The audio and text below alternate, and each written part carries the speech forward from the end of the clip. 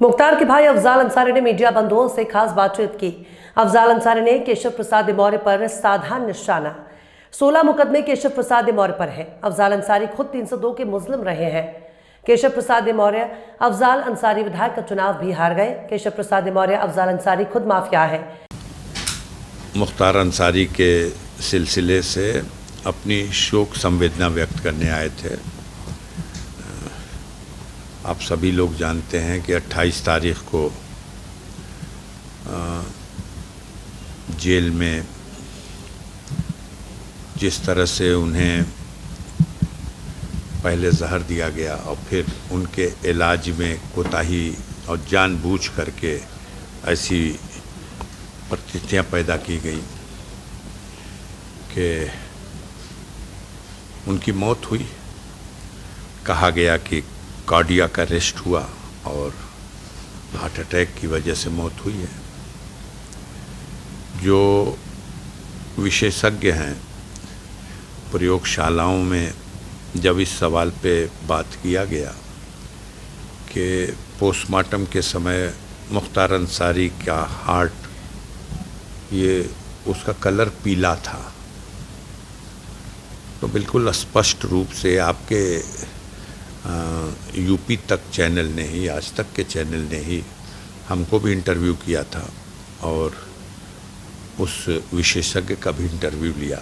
उन्होंने बताया कि कैसे जब किसी व्यक्ति को स्लो पॉइजन दे दिया जाए या वो खुद खा ले या कोई उसको खिला दे तो ज़रूरत से ज़्यादा मात्रा में कोलेस्ट्रॉल बनने लगता है और ऐसी दशा में हार्ट के ऊपर एक पीले रंग की परत जम जाती है और हार्ट का रंग पीला नहीं होता, वो उसी हाई कोलेस्ट्रॉल की वजह से हार्ट के ऊपर की परत पीले रंग की हो जाती है और इस दशा में वो कार्डियक अरेस्ट हो जाता है और उसका निधन हो जाता है। इसमें राष्ट्रीय अध्यक्ष से आपने कुछ स्तरीय जांच की मांग की है परिवार वालों ने आप लोगों ने?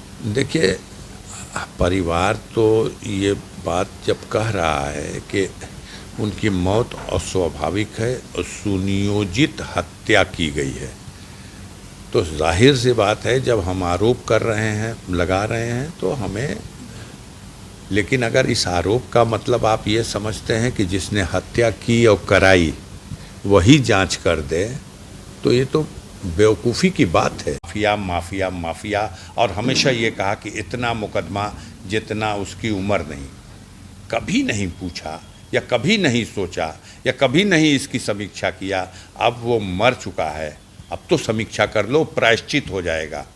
ये समीक्षा कर लो, 25 अक्टूबर 2005 को मुख्तार जेल गए थे और जिस मुकदमे में जेल गए थे वो मुकदमा छूट चुका है।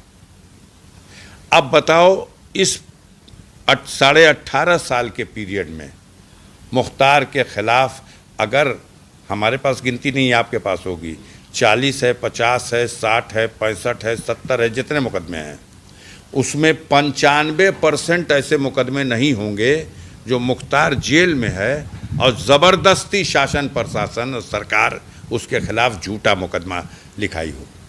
एक तरफ जेल में है आदमी और एक तरफ क्राइम भी कर रहा आदमी, तो या तो अपने मुंह पे ये शासन सरकार अपने मुंह पे कालिख और चूना पोत ले कि हमारे काबू में नहीं है ये व्यवस्था, जेल में भी रह के कोई क्राइम कर रहा है, और या अगर बहुत कानून व्यवस्था दुरुस्त है तो ये कैसे कि अगर 70 है तो 65 होगा, जेल में है वो और झूठा मुकदमा लिखा गया है, फर्जी मुकदमा लिखा गया है। आप इसकी समीक्षा कर लो, अगली बार जब हम बैठें तो आप हमसे कहना कि आप तो अफजाल साहब ऐसे कहे थे, हमने तो समीक्षा कर लिया, गलत है। ऐसा भी हो सकता है कि 99% वही मुकदमा हो जो जेल में जाने के बाद झूठा लिखा गया है। कभी समीक्षा करिए, जिससे आपका मुकदमाबाजी है उसका बयान लेंगे। जिसने आरोप ही लगाया है कि मेरे पिता की हत्या, मेरे पति की हत्या में मुख्तार अंसारी का हाथ था, उससे बयान लेंगे मुख्तार क्या है, वो कहेगा माफिया, नहीं तो और क्या कहेगा। लेकिन आम इंसानों से जाइए बयान ले लीजिए, वो क्या कहेगा? वो कहता है मसीहा है, हमारे ऊपर जुल्म अत्याचार होता है, हमारे जैसे गरीबों पर जुल्म अत्याचार होता है, मुख्तार अंसारी हमारी रक्षा करता है। और ये सामंतवादी आतताई जो गरीबों पर जुल्म ढाने वाले लोग हैं, ये लोग मुख्तार अंसारी को माफिया कहते हैं, क्योंकि ये मुख्तार से डरते हैं, वो उनका मुकाबला करता है। तो मुख्तार रहा है नहीं। एक समीक्षा करिए, समीक्षा करके अगर आपकी रिपोर्टिंग गलत है तो उसका प्रायश्चित करिए।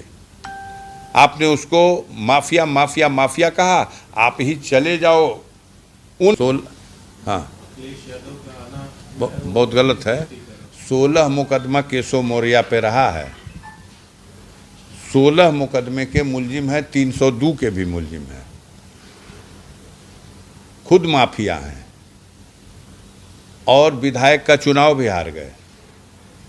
और वो बेशर्म लोग हैं कि हारने के बाद भी पद स्वीकार है। और ऐसे लोग लंबी लंबी बात करते हैं तो क्या करना। नौवा कितना बाल हमार सिरवा में बाबू साहब ये पूछले रहुआ, और नौवा कहले रहे कि बाबू साहब अब अगवे आवता।